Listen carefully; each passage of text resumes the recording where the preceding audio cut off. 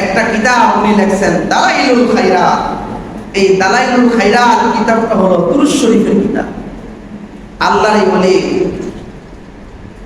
উনি যেই জায়গার মধ্যে ছিলেন ওই জায়গার নাম ছিল মরক্কো।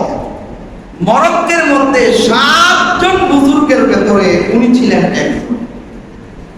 7 জন বড় বড় আল্লাহওয়ালার ভেতরে উনি একজন। ইমাম মুহাম্মদ ইবনু জাযুলি রাহমাতুল্লাহি আলাইহি ওনার ইন্তেকাল মুবারকের ৭৭ বছর পরে ওনারে যেই জায়গার মধ্যে দাফন করা হয়েছিল ওই কবরস্থানের পাশে একটা নদী ছিল, একটা সাগর ছিল। সাগরের কাজ হলো আস্তে আস্তে ভাঙা। সাগরের কাজ ভাঙা, নদীর কাজ হলো ভাঙা। তো ওই নদী ভাঙতে ভাঙতে ভাঙতে ভাঙতে ভাঙতে ভাঙতে এমন একটা অবস্থা দেখা দিছে যে একেবারে ওনাকে যেখানে দাফন করা হয়েছে, কবরস্থ করা হয়েছে, ওনার কবরের একেবারে নিকটবর্তী চলে গেছে নদী ভাঙতে ভাঙতে।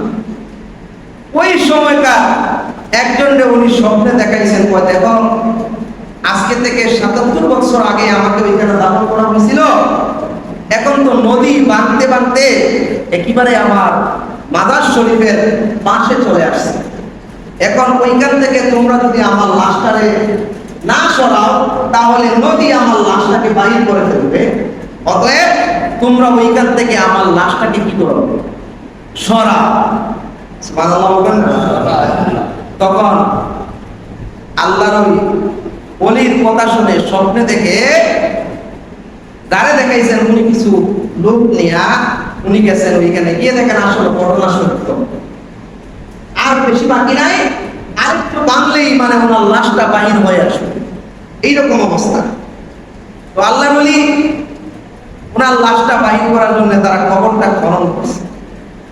কবরটা খনন করার পরে দেখে যে উনাকে যে আজকে থেকে ৭৭ বছর আগে উনাকে যে দাফন করা হয়েছিল, যে কাফনটা দিয়া, ওই কাফনটা ৭৭ বছর আগে যেই রকম দেওয়া হয়েছিল আল্লাহ দয়া এবং মায়া করে এখনো ওই রকমই রেখে দিয়েছে। তখন ওনার লাশটা ওইখান থেকে উঠাইলেন। উঠানোর পরে যাকে স্বপ্নে দেখাইছিল তার মনে মনে একটা কথা আসলো যে আল্লাহ ওলির কাফন মুবারক ওইরকম যদি থাকতে পারে তাহলে ওনার চেহারাটা একটু দেখি না কি অবস্থায় আছে। সুবহানাল্লাহ বলবেন না? ওনার চেহারাটা একটু দেখি। তখন ওনার চেহারাটা দেখার জন্য মাথার যে মুঠিটা, আমরা পুরুষ বলেন মহিলা বলেন আমরা যখন কাফন পরাই তখন 3টা ভাগ আমরা দিয়ে দিই, তাই না? একটা পায়ে, একটা মাথায়, আর একটা মধ্যখানে। মাথার মুঠিটা উনি খুলছেন। খোলার পরে ওই দালাইলুল খায়রাত কিতাবের মধ্যে আসছে ঘটনাটা। খোলার পরে উনি দেখলেন ৭৭ বছর আগে আল্লাহরই ওলিদের যেই রকম ভাবে দাফন করা হয়েছিল ৭৭ বছর পরেও ওনার চেহারাটা আল্লাহ ঠিক ওইভাবেই রেখে দিয়েছেন, বিন্দু পরিমাণ বেশ কম না।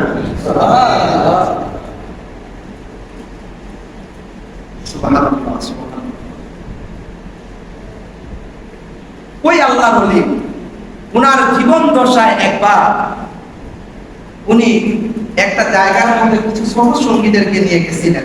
যাওয়ার পরে জোহরের আযান হয়ে গেছে। আযান হওয়ার পরে উনি নামাজ পড়বেন, চতুর্দিক ছুটাছুটি করতেছেন, তাও পানি পাইতেছেন না। ওই এলাকায় পানির সংকট ছিল।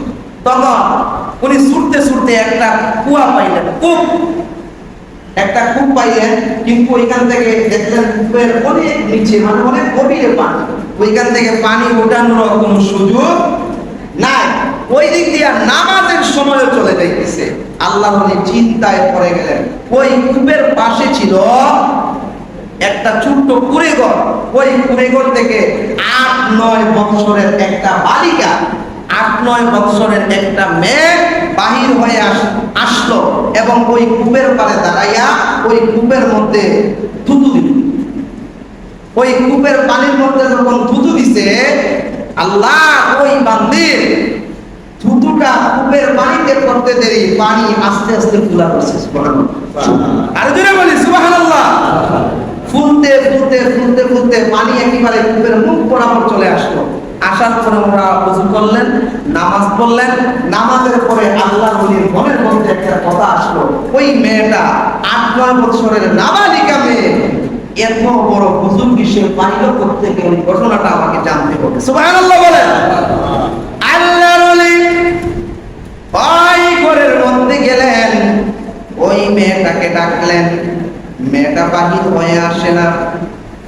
আল্লাহর ওলি ইমাম জাযুলি রাহমাতুল্লাহি আলাইহি ওই মেয়েটাকে আল্লাহর দোহাই দিলেন, আল্লাহর নবীর দোহাই দিলেন। কি বললেন, ওগো মা, তুমি একটু মেহেরবানি করে ঘর থেকে বাহির হয়ে আসো।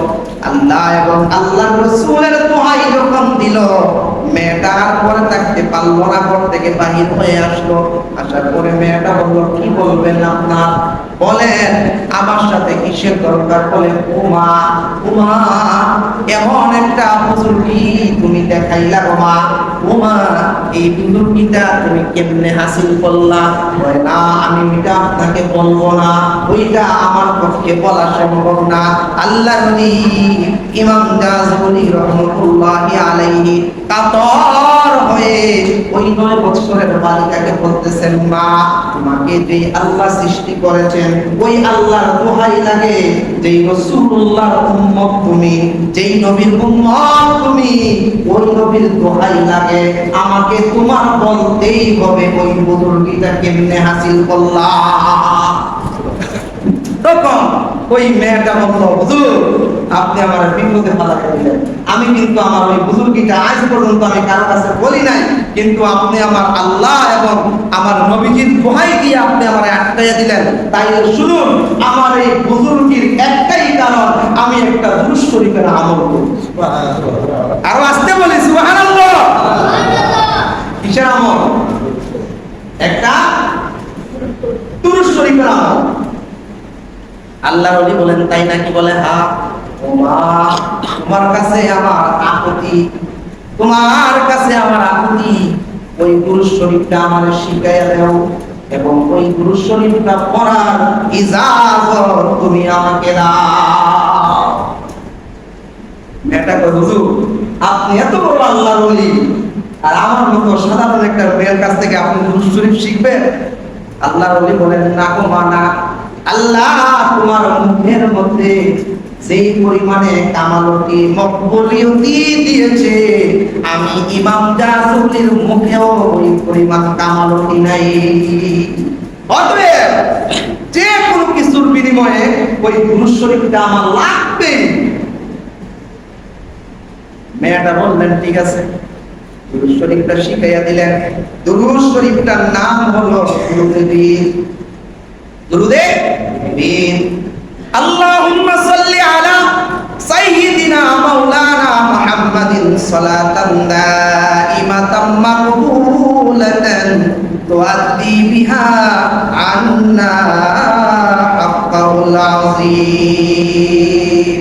দুরূদ শরীফটা আল্লাহর ওলি শিখলেন এবং এইটা পড়ার ইজাজত নিয়ে নিলেন। প্রিয় সুধী, একটা কথা ভালো করে জেনে রাখুন, আপনি দুরূদ শরীফ পড়বেন, যত বেশি দুরূদ পড়বেন তত বেশি ফায়দা হবে।